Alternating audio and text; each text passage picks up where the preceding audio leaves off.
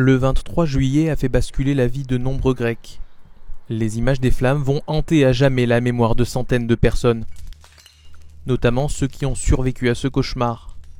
L'immense incendie a balayé la ville de Mati et Neos Voutsas et n'a laissé que destruction et douleur. Officiellement, 99 personnes sont décédées et des centaines ont été blessées. Kali Anagnostou et son fils sont venus de Dubaï pour passer les vacances à Mati. Ils se sont extirpés des flammes à la dernière minute.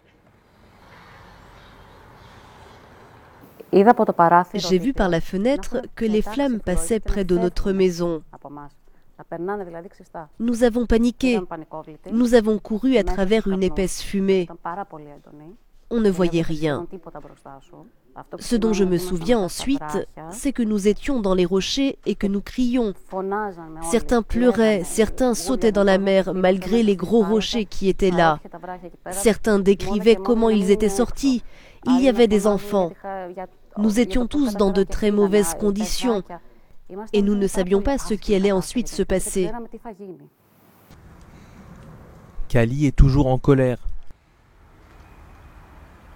Elle souhaite quitter le pays le plus vite possible. Je suis vraiment ennuyée car je dois rester dans le pays pendant au moins 2 ans pour ma rééducation. En fin de compte, ce pays m'a fait beaucoup de mal. Si les gens continuent de vivre ainsi sans changer de mentalité, je ne veux pas de ce pays.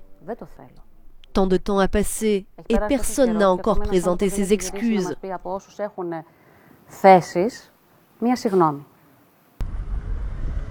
Plusieurs mois après la tragédie à Mati, les restes de maisons carbonisées subsistent comme des arbres brûlés au sol.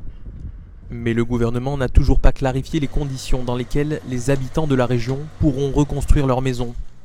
Après une longue période d'attente, les autorités ont finalement démarré ces dernières semaines la démolition des maisons qui ne sont plus viables.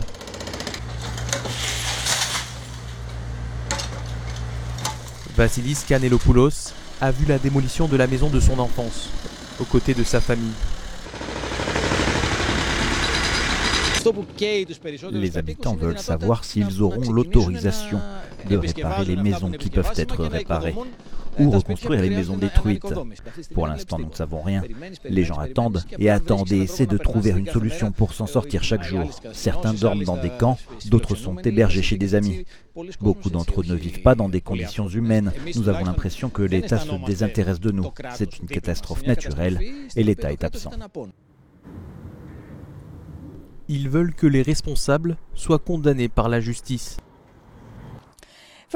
Pour les survivants à Mati, le temps s'est arrêté le 23 juillet. Ce jour-là, tout le monde a perdu quelque chose ou quelqu'un.